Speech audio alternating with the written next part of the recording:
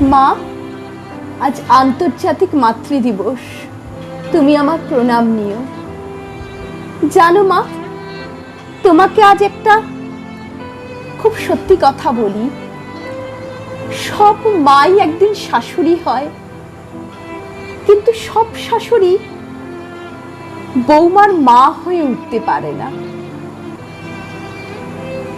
আরেকটা কথা বলি মা, মায়ের চোখে সন্তানের দোষ গুণ সবটুকুই তো ধরা পড়ে বলো, কিন্তু শাশুড়ি মায়ের চোখে শুধু ধরা পড়ে পুত্রবধূর দোষটুকুই মা, শুধু দোষটুকুই।